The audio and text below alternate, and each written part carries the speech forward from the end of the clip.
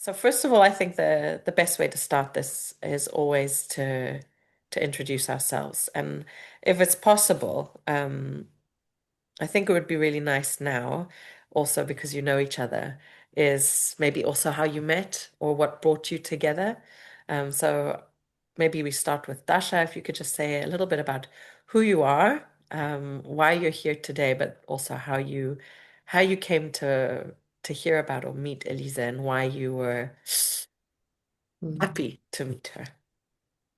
So, my name is Dasha Kolesnyk. I'm an assistant professor at the University of Amsterdam. I work in communication science, but my background is in social psychology. And I met Elise at the Dutch Touch Society meeting, which is a quite improvised meeting of different people in the Netherlands who studied touch from different perspectives, and I've been organizing it for several years. And it invites people, like we invite people from different fields of research, but also from practitioners and artists. And so Elisa was there. I'm not even sure who invited you, maybe Jan, I would imagine. Yeah, I actually don't know how you heard about it, but we Yeah. met at this Dutch Touch Society meeting, and then yeah, and then I really loved that you combined the haptotherapy, so haptonomy and research, and I thought, wow, that's so cool. And then at some point we were talking with you, Merle, about studying anxiety and touch, and then I immediately thought of Elisa, and I thought, oh, yeah, you would be like a great contribution because you have this like perspective of both a scientist and a practitioner, and that's really valuable. So, Elisa, do you want to jump right in and tell Yeah. us, first of all, who you are and why you're here? Why do you want to talk about touch medicine today? And maybe how you heard about Dash or the Dutch Touch Society. Yeah, sure. So my name is Elise Seip, and I'm an assistant professor at the Social, Economic, and Organizational Department of Leiden University. And in addition, I'm a haptotherapist and have my own practice. Um, and I met Dash indeed on the Dutch Touch meeting because recently, just before that meeting, I was asked by the uh, um, professional organization of haptotherapists. I'm not sure about the English words, beroepsvereniging of Dutch haptotherapists, to investigate the connection between our profession, so haptotherapy, and science. So, could we study or find evidence for the effectiveness of touch in therapy? So haptotherapy is a therapeutic form where I, as a therapist, help my clients to reconnect to what they feel. So we're all born as very feelingly human beings. Babies only use their touch senses to connect to the world and to connect to the other people around them. And but we can also lose this sensing wisdom or throughout life when cognitive capacity increases and we start to think more, care about the opinions of others. And so what I help is, or I see in my practice, is people who kind of lost connection to their feelings. And in my practice, I help to reconnect them to those feelings. And I do that through touch and conversation. Um, and so my background, I started off as a scientist, as a cognitive scientist, studying psychology, and first cognitive psychology, and then did my PhD in social psychology. And I was always interested in emotions and how emotions influence our perception and our behavior, how they steered our behavior. But throughout academia, I was really missing something at a certain point. So I read articles, theories about it. I did experiments, asked people how they felt, but it was all through the brain, through not so much the brain because the brain's also feeling, of course, but through talking, right? Through rationality. And that's where I started doing my PhD, started the haptotherapy education, because I realized at some point, or I felt like I was only a head. So I was living up until here, and I didn't really had any idea of the rest of my body, and what I could feel there. And this is what I really learned in the haptotherapy education, that the body is constantly, well, that actually you are your body, right? So the body is not something distant from a person, it's embodied perception. So that my belly can tell something about whether I like it in a certain environment or that I do not like it. Or my chest, is it tight or is it open? Do I feel sadness or grief or longing? I can feel that in my body. And this consciousness, daily consciousness, actually, well, if you if the thinking is dominant, then your perception is more dominated by thoughts. And it really needs new connections to incorporate bodily feelings also into consciousness, into your daily perception, and take those into account. And then you can also use your own feelings for guidance in making decisions or setting boundaries, or having healthy relationships. Um, so that really intrigued me, and I was, well, this is sort of, nowadays I work in my practice, and I'm a scientist at university, and I still think so. My research is not so much about, what I met Dasha, I was really interested because this is sort of the first research that combined my passion for haptotherapy and as a scientist into touch research. But my own line of research is not so much related to touch, and I still am struggling or discovering or investigating whether these two worlds can also be combined. And I think that's very interesting for this series also, right? To have this investigation. Absolutely. I think what was what I love most about what you said is because it echoes what I've been hearing over the last few interviews, is this yearning or this voice calling you to explore this phenomenon, which I think everybody here agrees exists.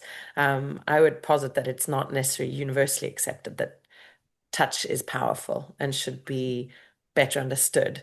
But I think that at least that is common ground for us three people. But that you had this yearning to try and understand it, that you had, a rational understanding of emotions, but felt that it needed to be embodied. And so I think that was certainly what I heard from Marwa when she talked about needing to study through her anthropological case studies in Ecuador. Like she had this yearning to understand other practices of healing. And I think, it's sort of this has been this common thread. And so I suppose my first question is whether, because both of you, that all three of us are cognitive scientists, do you think that because I've been reflecting on this as you were speaking, like have I been pulled towards touch scientific research because of a similar yearning?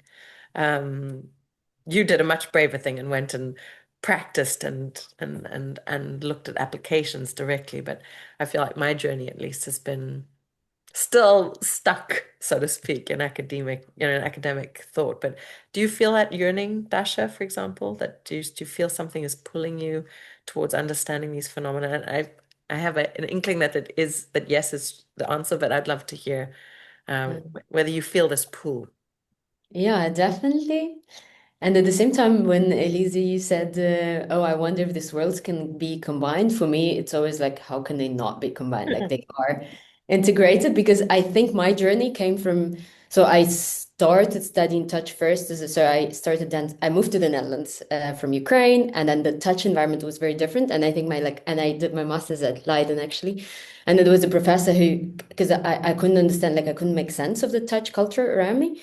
And that was very frustrating. And I spoke to an Italian professor and who, Lorenza Colzato, I think. And she explained to me, she said, look, it's a different culture. It doesn't mean that. So if people don't touch you, it's not like they're avoiding you. And then I thought, I understand it with my head, but I don't like, my body language is different, so I still take it personally. Like the fact that I understand that it's not personal, that people are like a meter away from me, does not mean that it doesn't feel bad. So then I started dancing Argentinian tango, and then in different countries, and then I realized like, whoa, there's actually so much difference in how people embrace and how people touch, even within Europe. And so I really started investigating this from a very practical, hands-on perspective, and then we ran with touch and empathy labs up until COVID with a friend of mine whom I met. She's a tango dancer and an actress, and she has a PhD in philosophy, and her name is Eline Hanselaar. And we've been doing this kind of like explorative research in The Hague, like offering labs for people who are just curious. And we mostly had like, yeah, we actually had all kinds of people, but a lot of like artistic background people who would come, and we would together explore how does it feel and what do I think about it, and what I think about it shapes what I feel, and vice versa, right? So, and then for me it moved into academia, right? So it was not it, so I although I was already doing my PhD in also a line that was not related to, well, it wasn't sexuality. I mean, so I came from studying sexuality, so it was, I guess, related in some way. But yeah, but I think to my initial touch exploration, I was definitely longing because there was this personal experience of like complete touch disorientation, like touch language disorientation, that pulled me towards exploring it. And then, but I brought all of that into academia. So then I kind of enforced all of these exploration onto my career. And yeah, but for me, they never were separate. And there was this definite calling throughout. Yeah. And I kind of like brought it in. And as I came in, so officially I started studying touch. I mean, a bit in Israel also because I just came to marketing department because my PhD was in marketing. And I said, I want to study touch. And they're like, how does that relate to them? Like, I don't care. I want to study touch. Let's figure something out. And then we did with like really also brilliant people. And then I stumbled upon the postdoc and at Twente, and there already, I think they've been working because it's all about technology and touch. So they, by definition, work with artists, and they, by definition, work with psychologists. And so it was already so interdisciplinary that, yeah, for me, it's kind of inseparable. Is that a word in English? Like, it's actually inseparable. Like, you can't, I've never had this like, oh, I'm here, like I actually explore a lot first and then see, oh, can we test it? Or yeah. And when I read papers, I'm also like, do I actually feel that? Like I try it sometimes with Aline, like does it work like that? And so yeah, So I'm going to pick up on the separability concept because I think it's something that, again, because we've had these various individuals who I don't think they're torn between these two worlds. And I've seen, just talking with you a few times, Elise, how you navigate having a foot in both territories. So it's not that you're torn, but maybe we can talk about the separability because I do think having my discussion with Michaela, for example, where she has this clinical practice in the hospital, which is regimented through hospital norms, and then she has a private practice in which she can behave and think and explore more freely.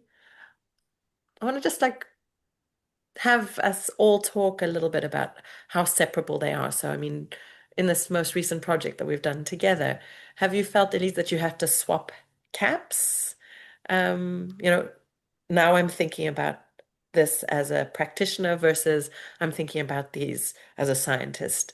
And do we have to keep them separate? So I'm just curious whether that boundary that exists or doesn't exist in Dasha's case, she feels it's, you know, is that boundary there for you, Elise? Do you feel like it should be there because disciplines have to be disciplined? So I'm just curious because I think what why I'm here is because I want to figure out whether, for example, Western clinical practice should adopt uh, other means, or should they just respect and let practitioners of other skill sets practice separately? How blurred do we want those boundaries is sort of where I'm getting at. So, Elise, what do you think? Do you Yeah, so interesting question. I do feel that science is more limited in investigating or exploring the effectiveness of effective touch. I'd also say that there's different kinds of touch. So I feel more free in my haptotherapy practice because there's so much to explore and there's so much variables that are that matter, right? So it's not like when I touch someone, it's always helpful. Sometimes it can elicit fear in another person, fear of touch, or remind a person of unpleasant times that the person was touched, right? So there's so many variables to think about, as I learned as a scientist, you need a controlled. I'm an experimental scientist, right? You need a controlled situation. Your concepts need to be defined. You can measure a certain concept with a set of items, and then you should have the underlying process. And I think in my haptotherapy practice, I might also still be at the start. So I also feel like that I'm still exploring what are the underlying mechanisms, what exactly is effective, what exactly is it that I'm doing, and I really use something different. So for me, it is kind of two worlds, but I also still feel that I'm at the start and that it's. At first, I thought it's not able to. You can't combine it at all, and I'm a little bit changing now into the ID. But as a haptotherapist, I really use my whole body. So I use much more my body as a, for a musical instrument, the core. I don't know the name, klankkast. So I am actually more of an instrument. My whole body is an instrument in my practice because I resonate with the other person. So I can sort of, is there something felt at the chest? Is there something, is it part of the belly? If someone talks about fearing something, then I use my own body as an instrument to inform the session. And I don't see how I can use that in science, or at least in the experiments that I do, because there it's just you need to program an experiment. It's a question, and that's what I really like about the research with Dasha, that it's actually incorporating the touch intervention. And then what I find very difficult, a difficult stage, is to think about which constructs are relevant. I think that's also a challenge, right? Is it social connection? Is it synchronicity, synchrony, synchronization, and therefore, is it? Do you create more resilience for the other person by just being there, so that the other person can more easily release certain emotions? And then it's already which scientific concept or construct would could be defined here so that we can also measure it. So it sounds to me like if I just want to sort of just clarify or make sure I've understood. So do you feel like when you probe using this instrument or body to help someone unlock these emotional experiences? Because the way you described it, it still sounds very, very much like an empiricist. Like, I'm going to try this. Did this work? I've Mm-hmm. observed what the response is. So to me, it sounded like, you'll never get away from being a scientist. And I Yeah, wonder if that's not, I don't see that, I see that as a beautiful thing.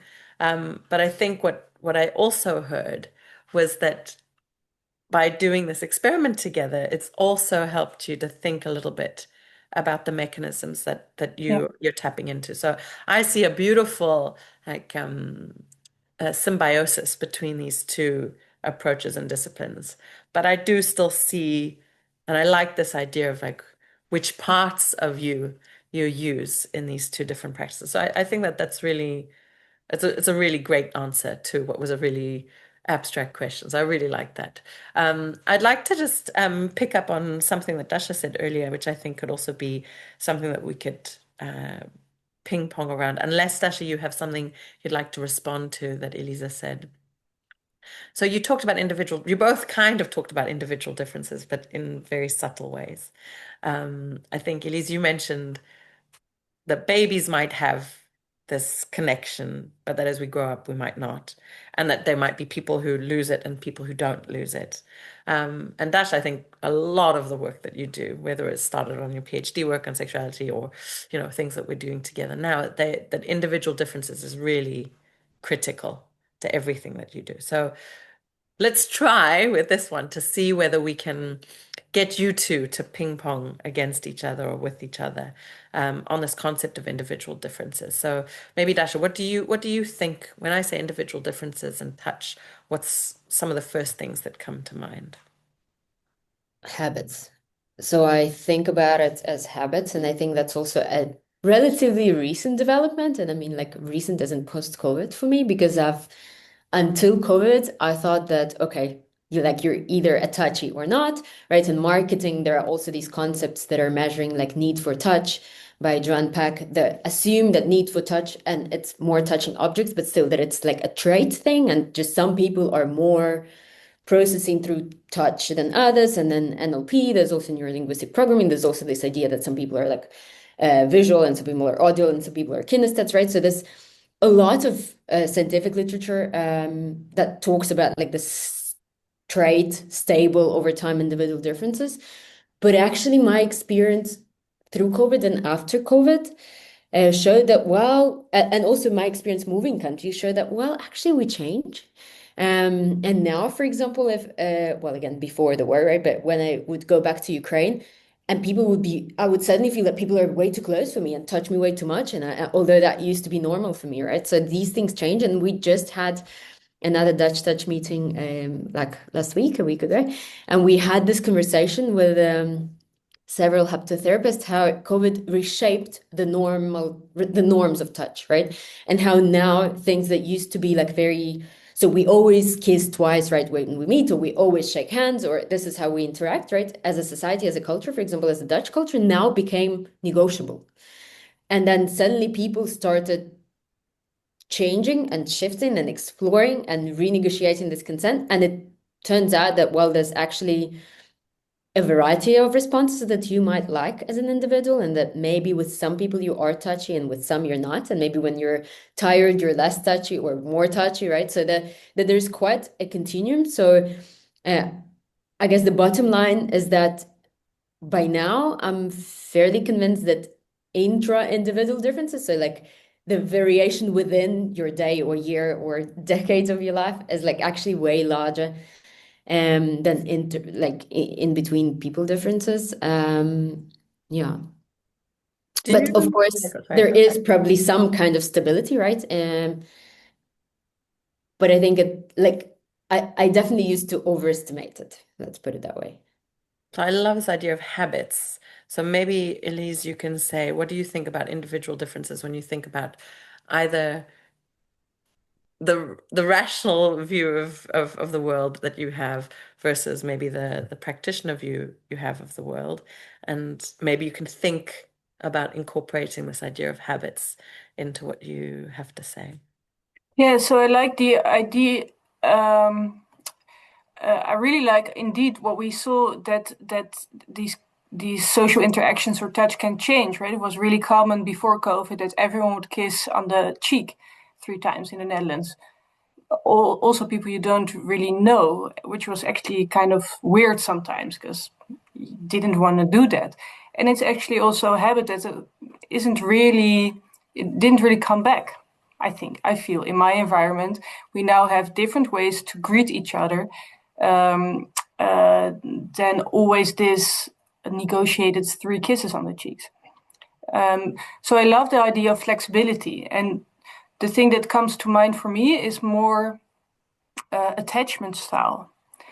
And so that is also what I work with in my practice. And you could see that sort of as a habit, but also one that can change, right? So I often go back to a person's youth, right? How did your parents interact with you?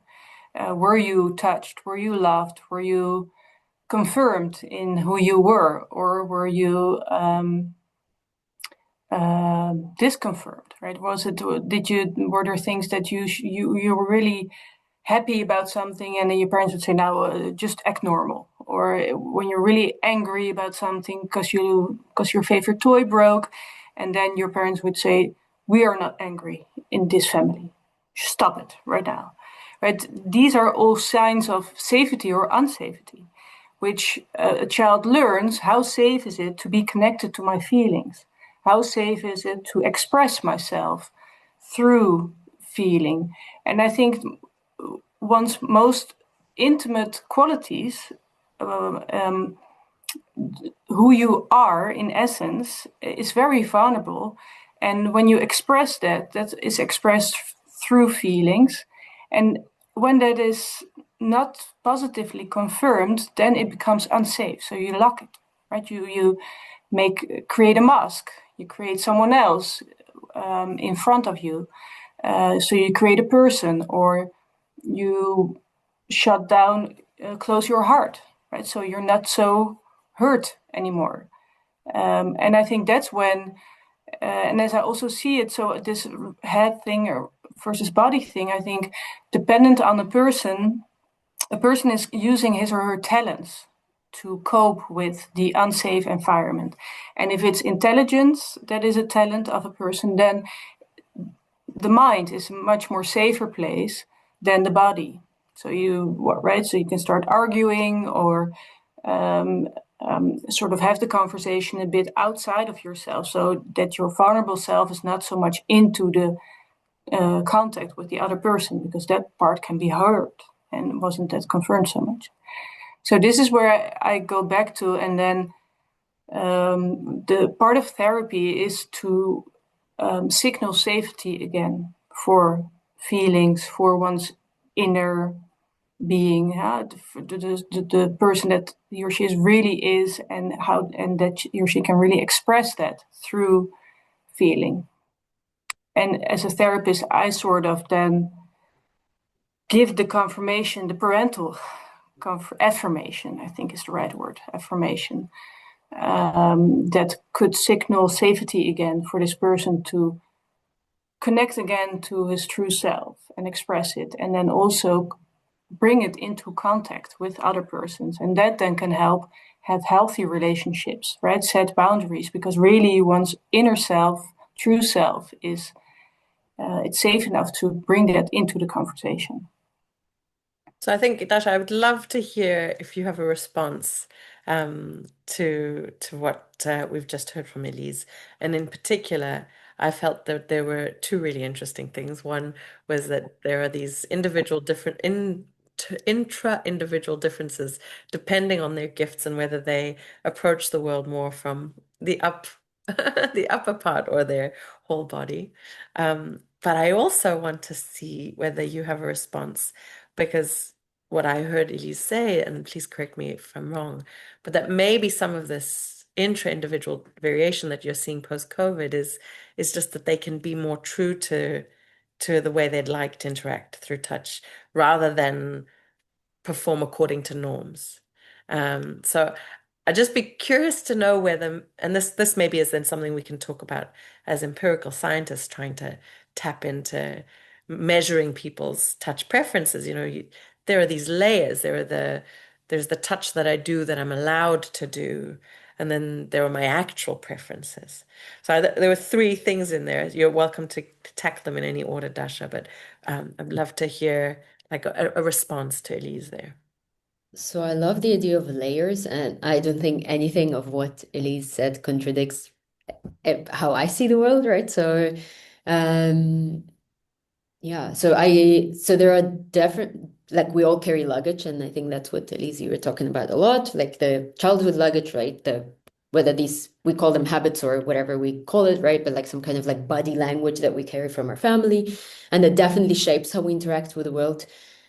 And at the same time, right, that with that luggage, we interact with the environment. And the environment can feel safe or not safe. And that's in fact what Elise is doing, right? She's creating a safe environment where that luggage can take a different shape, right? So by the same token, we also interacted lots of people outside therapy, right? And what I've been observing, like in the touch labs, right, and is that luggage still takes very different shape depending on with whom and why and where you interact.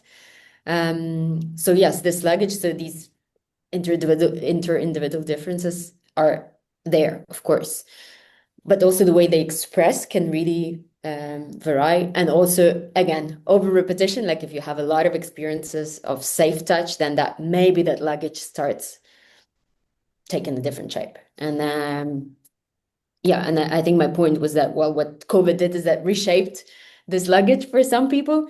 And for many, it was actually given permission not to touch when they didn't want to, because also expression, right, is not only doing something when you feel like it, but also not doing something when you don't feel like it, right? And so,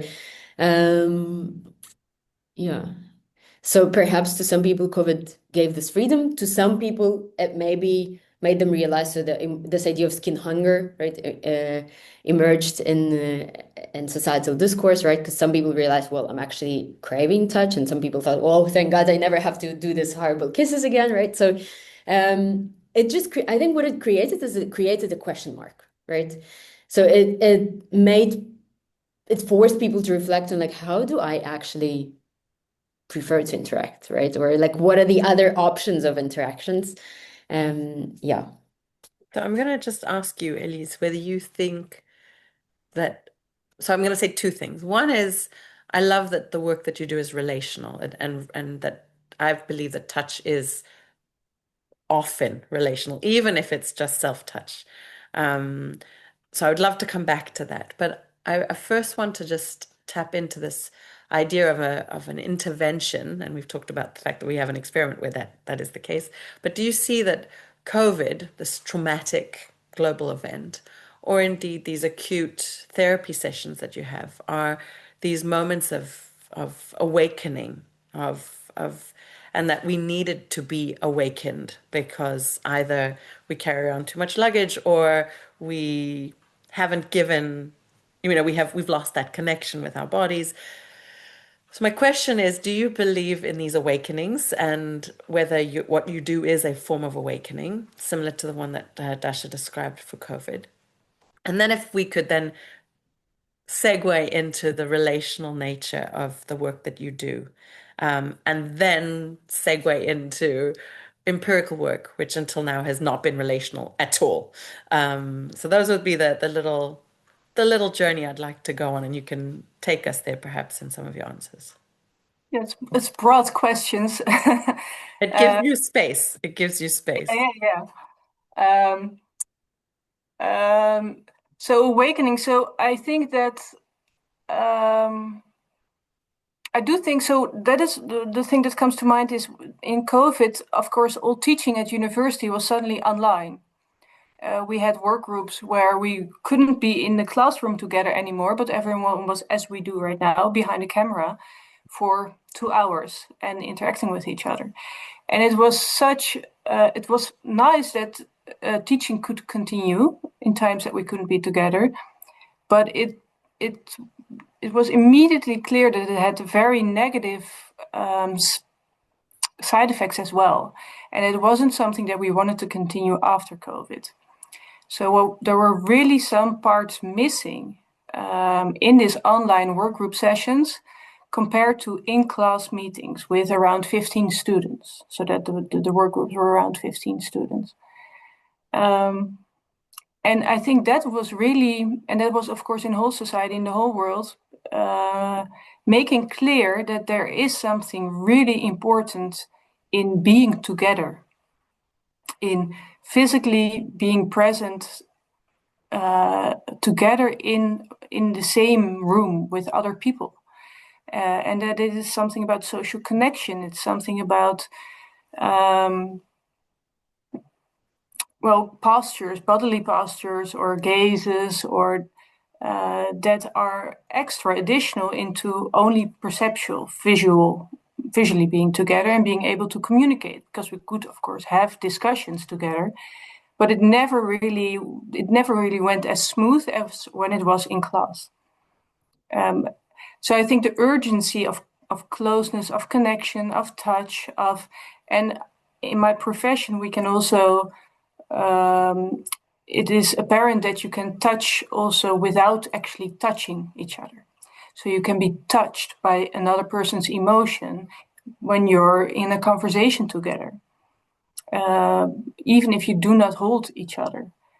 But so even in a distance, you can your like perceptual, so your sensual capacities. It is interesting because all these feeling thoughts are still in Dutch. So it's also interesting to that at some point I will translate them into English, and then this also comes to the more linked to science, I guess, then or academia, right? And that's I think also the urgency or the urge of our professional community of haptotherapists, that we create a common language, right? Because there's so much information in touch and in being presently together, effectively together, that we haven't yet defined. And I think also Corona, right, and also urged for a definition of what essential components are of human contact, right? And indeed, it's an interaction between people is very important, that you're together. It's relational. And I think in the part that relational, what is very important is that, again, touch is not just touch. I think the person, so for me as a therapist, I worked 5 years to first connect to myself, to know how I feel, to realize how I feel, to be transparent about it in contact, so that my intentions are clear when I touch another person. I think that is very important, because if you touch another person without your intentions being clear, then it can get kind of scary for the other. So I think that was perfect, because I think we are led nicely to talking about potentially where are the limitations of digital touch, which is maybe where Dasha can jump in and talk a bit about what I'd like to get to is thinking about digital touch, uh, telemedicine, and I'm assuming there'll be skeptical thoughts around it, but I'd be curious to sort of just sketch out that territory. So maybe Dasha, you can talk about whether you think that there are in fact ways that we can tap into the multisensory nature of touch, which Elise has already hinted at, which would mean that we might be able to feel connected. We might be able to feel together with others, even if we weren't able to do it during Corona, or we weren't able to do it enough during Corona. So maybe you could use that as a springboard. Yeah, so keywords are multisensory. And regarding skepticism, I think it can go either direction. So I think there's a lot of skepticism also around touch practices in person, right? Exactly because it's so, and let's focus first on multisensory before we jump maybe to technology, right? Exactly because there are actually a lot of things that matter, right? And like whether I hold your gaze while I'm touching you or not, like it just that one social cue like changes the entire experience dramatically, right? Not to mention other things, and also not to mention that we actually don't understand a lot about touch.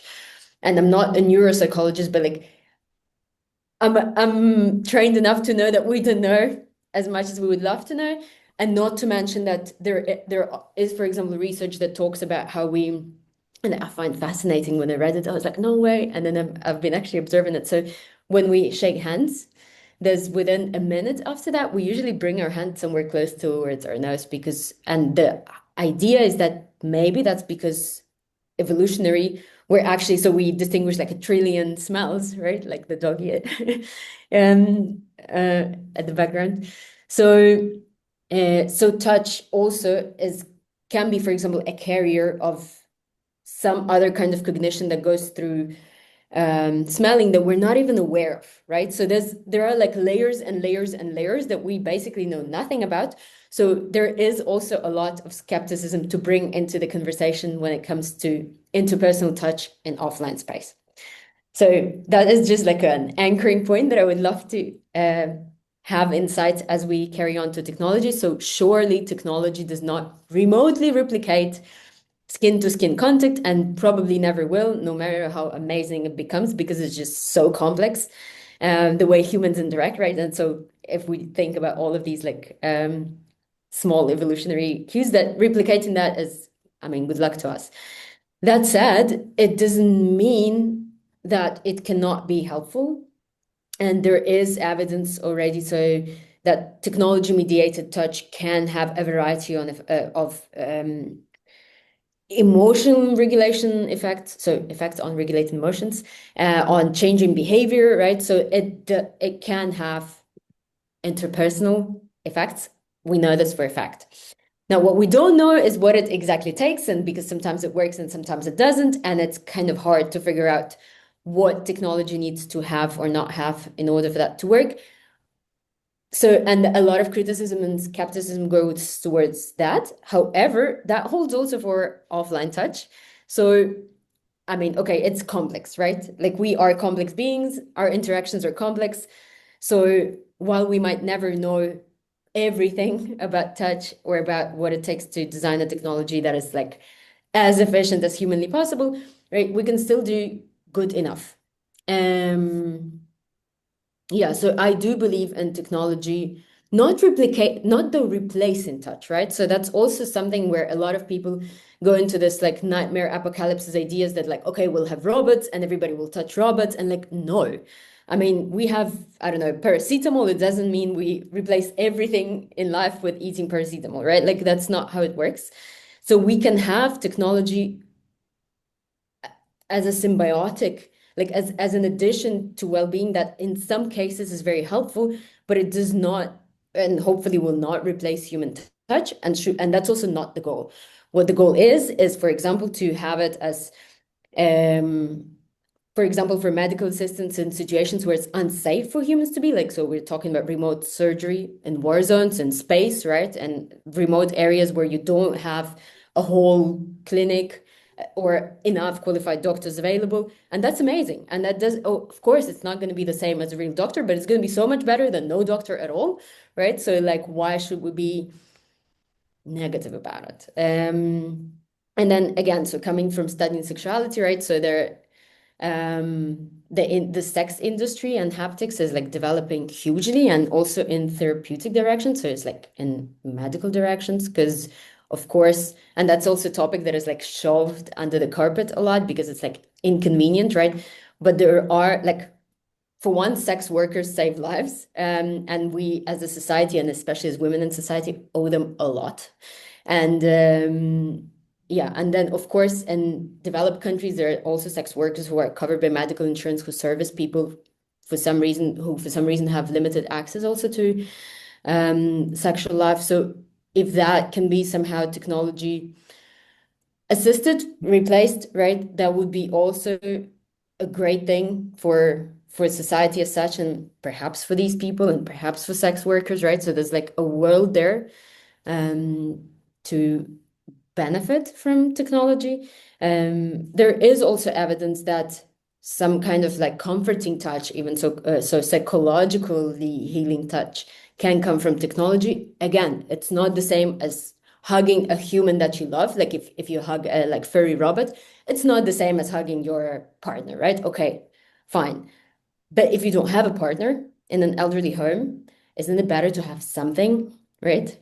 Versus nothing. So, and there we can get. And so, yeah, I am strongly in favor of developing this technology, not though as a replacement of human touch, by no means, right?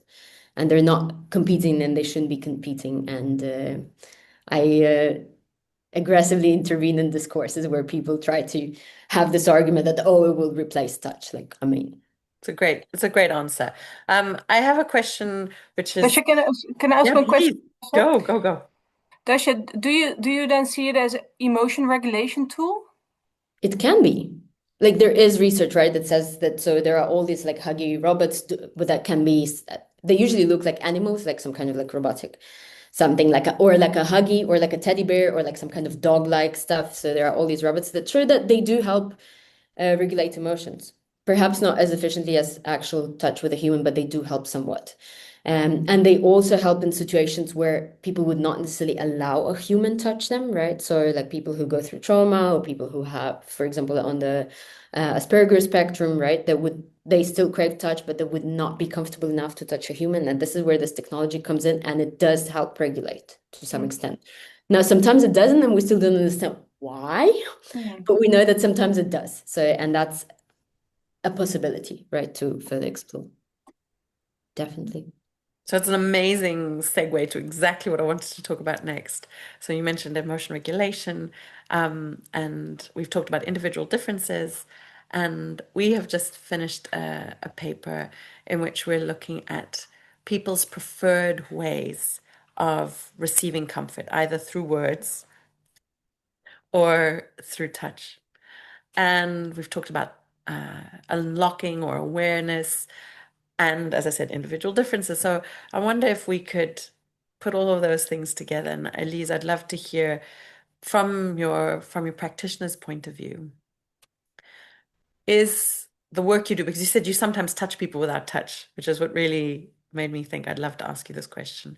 In your practice, so that people have a better sense of what it is you do you then try to tailor your approach to these individual differences, people who prefer to have comfort through their mind versus through their body? Or do you think that in theory we should all try and awaken this connection with our body? That's an interesting question indeed. It's a little bit different, I think. So what I do as a therapist is that I'm available. And that counts actually for all people, right? So what I do is in my practice, in connection with the other person, I am present, right? Sometimes you can drift off and think about groceries or think about what you will do next week, but then you're not present, and that creates an unsafety for someone who's not so familiar with being presently or effectively present.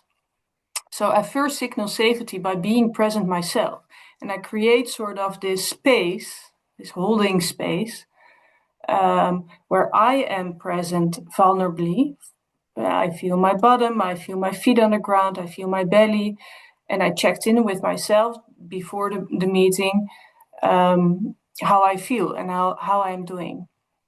And it's not that I bring into my emotions into the connection, right, into the relationship, because the relationship should be serving the client in this case, right? It's different than an interpersonal connection. But what I do is that I bring in my own vulnerability, and with that, I signal that it's okay to show that the other person can show his or her vulnerability, right? If I'm vulnerable, then the other can also be vulnerable. And the thing is that this works regardless of one's conscious perception of it. And that is, I think, so people are very much in their mind. I also see it as body mapping, right? So if you're very a mind-focused person, so you constantly think either about the future, present, or the past, or about what other people expect from you, right? You create this conscious perception that is driven from these inputs. So reconnecting to what you feel needs different body mapping. You need input, proprioception, from what you feel in your body, and then map it into your perception. And then what I like about my type of therapy is that I can also touch the person, because in conversation, it's very difficult to get a person to understand where these bottom-up signals come from and how to connect to these bottom-up signals, even if they're there, right? It's not that people don't feel. The body is constantly feeling. But it's right if it's ignored, the signals. So if your belly is aching because you do not want to do the assignment that your boss told you to do so, If you ignore it 10 times and still do it, then you have body achings continuously. And that is a point that someone goes to a therapist. I have so much achings in my body. And then we have to go back. Okay, but when did you cross your own boundary? When did you not set your boundaries? So really this, and by touching, there's multiple times that in conversations we do not get there. Right? The other person doesn't understand what I mean. I ask for what he or she feels, and it's like, I don't know. And then I invite the person to lay down on the couch and on the bench, and then I touch this person to make this person aware again that the calf is very tight, for example, and that they have a calf, and that is how they stand on their feet or on their legs is saying something about how they approach things in life. And that they can use this information. Oh, I'm constantly tight. Oh, I have shoulders. Oh, and why actually? Oh, because maybe I'm very alert. So they really get to know themselves by reading these bodily signals that are constantly present, but they can now use this information. And I think that is also where the point of change can come in, right? First, acknowledging, perceiving, this is how I am embodied. This is how I perceive the world in this tightness or rigidness or lockedness. And the touch that I provide them is helping them be aware again. Oh, I have an arm or I have a belly, and okay, this is now coming into my perception, and I can use these signals to choose the best for oneself. So definitely not as a replacement. But Dasha, as Elise was talking, it made me think of several conversations that you and I have had in which we talked about sensor or actuator technology that would try to pick up on some of these signals that the body is sending and that we might not be aware of. I wonder if you would like to say something in the last little bit of time we have left on those technologies as, again, not a replacement for this very important relational, situated, present, safe space, but that might complement it when you're not able to be in the company of someone as special as Elise. So, okay, answering the question, there is technology, right, that can sense, for example, the muscle tension, right, or that can actually sense a whole variety of things. Like we're getting better and better in this. It's not necessarily like available on the market right now to everyone, but it's upcoming. And in fact, technology can probably sense tension way better than a human, right? Like absolutely, definitely, actually. But I think something caught my attention, Elise, when you said it's different. It's not interpersonal, right? My interaction, it's different. And then I thought, well, it is still interpersonal. Even if this interpersonal connection serves the other, there's actually what enables it is your personality, is your state, is you being present, is you being aware, is you channeling, you being sensitive, you attending, you being empathic, all of that, right? Which is exactly what technology cannot do, question mark. Right? And then, so yeah. But Dash, I think it's absolutely true what you say. Definitely. I think what I meant is that it's not about my emotions. So it's not about that the other person says something to me and then not so much. I mean, a little bit, of course. I also can get angry about something that the other person is saying. Wouldn't you then use it as a cue, right? Like if you get angry, isn't that a sign for you as a therapist that like, oh, right. Yeah, so that's also why I really need to know my own past, right? Because it can be something old that I always think that I do it wrong. Then it's my old luggage, right?